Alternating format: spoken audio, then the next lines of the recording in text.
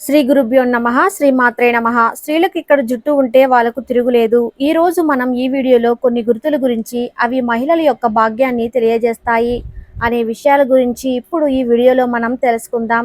దాంతోపాటు ఏ మహిళలకు అయితే మీసం ఉంటుందో ఆ విషయం గురించి కూడా శాస్త్రం ఏం చెప్తుందో తెలుసుకుందాం. హిందూ ధర్మశాస్త్రంలో స్త్రీని ఇంటి లక్ష్మిగా చెబుతారు. అందరూ లక్ష్మీదేవికి పూజలు చేస్తూ ఉంటారు. అలాగే ఇంట్లో ఆడపిల్ల పుట్టినట్లయితే ఇంట్లోకి లక్ష్మీదేవి వచ్చిందని సంతోషపడతారు.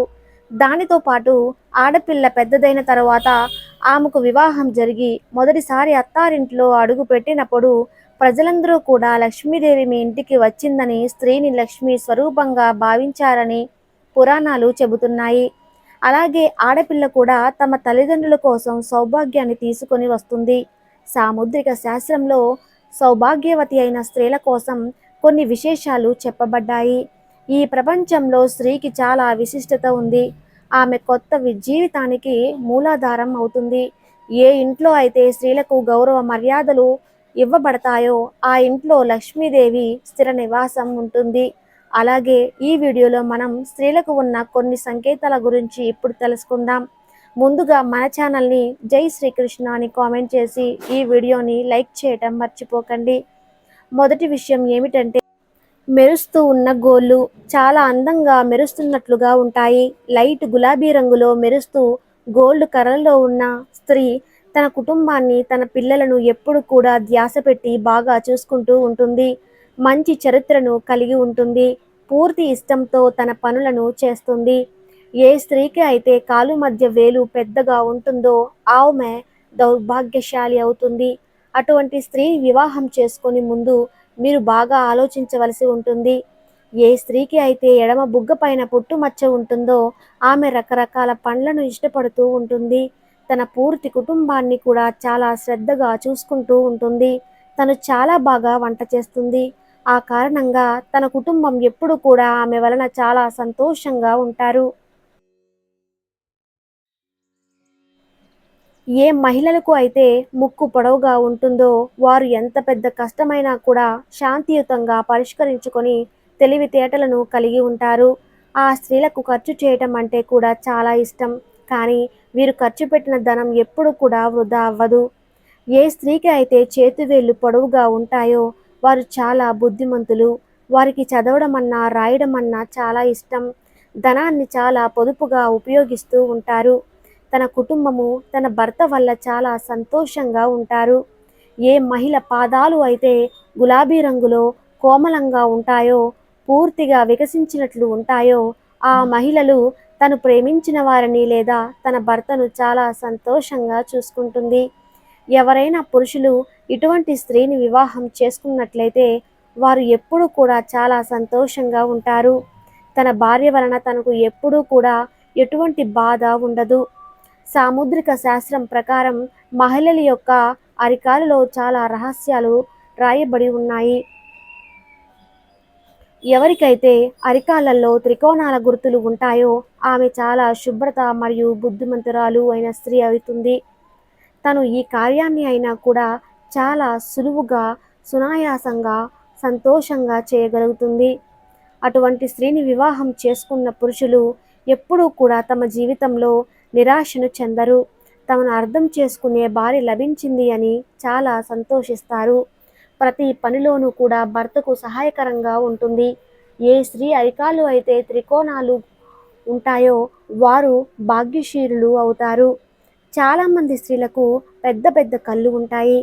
చాలామందికి అలా పెద్ద పెద్ద కళ్ళు ఉన్న స్త్రీలు అంటే చాలా ఇష్టం. వారిని ఆ కళ్ళు చూసే చాలామంది ఇష్టపడుతూ ఉంటారు. పెద్ద పెద్ద కళ్ళు ఉన్న స్త్రీల జీవితంలో ప్రేమ ఇంకా సంతోషం ఎప్పుడూ కూడా ఉంటాయి. అలాగే వారి జీవితంలో వారికి ఎటువంటి లోటు ఉండదు. ఇటువంటి స్త్రీలు ఉన్న పురుషులు జీవితంలో ప్రేమ, సంతోషం నిండుగా ఉంటాయి. అలాగే చాలామంది ఆడవారి మొహం మీద పుట్టుమచ్చలను చూసే ఉంటారు. మొహం మీద కొన్ని ముఖ్యమైన ప్రదేశాలలో పుట్టుమచ్చలు ఉండటం చాలా శుభప్రదంగా చెప్పబడింది. పుట్టుమచ్చలు కేవలం భాగ్యవంతులు అయిన మొహం మీద మాత్రమే ఉంటాయి. ఏ మహిళలకు అయితే ముక్కు దగ్గర పుట్టుమచ్చ ఉంటుందో అటువంటి మహిళలు చాలా భాగ్యశీలులు. ఏ స్త్రీకి అయితే అందమైన మరియు పొడవైన జుట్టు ఉంటుందో ఆమెని మహాలక్ష్మి స్వరూపంగా భావిస్తారు. అటువంటి మహిళను వివాహం చేసుకున్నట్లయితే ఆమె సౌభాగ్యవంతురాలు అవుతుంది. ఇంటికి సౌభాగ్యాన్ని తీసుకొని వస్తుంది. ఆ కుటుంబం ఎప్పుడూ కూడా ధన ధాన్యాలతో నిండి ఉంటుంది. సాముద్రిక శాస్త్రంలో జుట్టు గురించి కూడా చాలా విశేషాలు చెప్పబడ్డాయి. ఇప్పుడు మనం వాటి గురించి తెలుసుకుందాం. ఎవరికైతే స్త్రీలకు మొహం పైన అంటే ముక్కు కింద జుట్టు ఉంటుందో పురుషుల భాషలో దీనిని మీసము అంటారు. శాస్త్రం శాస్త్రానుసారం ఏ వ్యక్తికైనా సరే వారి శరీరం మీద ఉన్న చిహ్నాలు వారి నడకను చూసి, అలాగే ఆ వ్యక్తి జీవించే జీవన విధానం, ఒక వ్యక్తి జీవిత చరిత్ర గురించి కూడా చాలా అద్భుతమైన విషయాలు మనం ఇప్పుడు తెలుసుకుందాం. ఏ స్త్రీలకు అయితే పెదాల పైన భాగంలో వెంట్రుకలు ఉంటాయో వారి స్వభావం ఎలా ఉంటుంది, వారు మంచివారా లేక చెడ్డవారా, అసలు వారి దగ్గరకు ధనం వస్తుందా రాదా, ఏ స్త్రీలకు అయితే ముఖం మీద మీసాలు ఉన్నట్లుగా జుట్టు స్పష్టంగా కనిపిస్తూ ఉంటుందో ఆమె ఎప్పుడు కూడా చాలా కోపంగా ఉంటుంది. తను ఎప్పుడు కూడా మాటలతో తన భర్తను బాధ పెడుతూ ఉంటుంది. తన మాటలనే భర్త వినాలని అజమానిషి చలాయిస్తూ ఉంటుంది. ఒక్కొక్కసారి తన స్వభావము చాలా క్రూరంగా ఉంటుంది.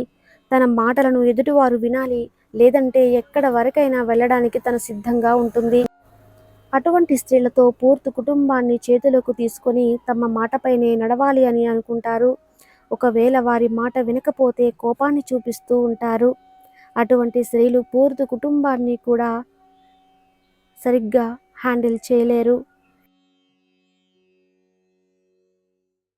ఏ విధంగా అయితే మిర్రర్ మన శరీరాన్ని మనకు చూపిస్తుందో అదే విధంగా మన శరీరం మీద మన గుర్తులు, మన శరీరం లోపల ఉన్న విషయాలను బయటకు చూపిస్తూ ఉంటాయి. అదేవిధంగా ఏ స్త్రీకి అయితే పళ్ళు లావుగా బయటకు వచ్చి ఉంటాయో ఆ మహిళల యొక్క జీవితం ఎప్పుడూ కూడా దుఃఖాలతో నిండి ఉంటుంది. చిగుర్ల దగ్గర నుండి నల్లగా అయిపోవడం కూడా అలాంటి మహిళల గురించి శుభప్రదంగా చెప్పబడలేదు. ఏ స్త్రీలకు అయితే పాదాలు పగిలిపోయి చాలా అసహ్యంగా చిరాకుగా ఉంటాయో లక్ష్మీదేవి అటువంటి మహిళల వద్దకు వెళ్ళదు. లక్ష్మీదేవి అటువంటి స్త్రీలను వదిలి వెళ్ళిపోతుంది. ఇటువంటి స్త్రీలకు కూడా అశుభంగా పరిగణిస్తారు. చాలామంది జ్యోతిష్యులు చెప్పినట్టు వారు కేవలం మొహాన్ని చూసి అన్ని విషయాలు చెబుతూ ఉంటారు. సాముద్రిక శాస్త్రం ప్రకారం రెండు పళ్ళ మధ్య ఖాళీ ఉన్నప్పుడు ఆ వ్యక్తి యొక్క భాగ్యం ఎలా ఉంటుంది అంటే సాముద్రిక శాస్త్రంలో దీని గురించి విశేషంగా చెప్పబడి ఉంది. ఈ విషయం గురించి తెలుసుకున్న తర్వాత మీకు కూడా పళ్ళ మధ్యన ఖాళీ ఉండటం అనేది మంచిగానే అనిపిస్తుంది. సాముద్రిక శాస్త్రం ప్రకారం ఎవరికైతే ముందు పళ్ళు పెద్దగా ఉంటాయో అలాగే రెండు పళ్ళ మధ్యలో ఖాళీ ఉంటుందో వారి జీవితంలో ధనవంతులవుతారు. భవిష్యత్తులో వారు ఉన్నత శిఖరాలను పొందుతారు. ప్రతి పనిలోనూ కూడా సఫలతను సాధిస్తారు. ఏ స్త్రీలకు అయితే పెద్దగా రెండు పళ్ళ మధ్య గ్యాప్ ఉంటుందో వారు చాలా అదృష్టవంతులుగా చెప్పబడింది. వారు వారి జీవితాన్ని చాలా సంతోషంగా గడుపుతారు.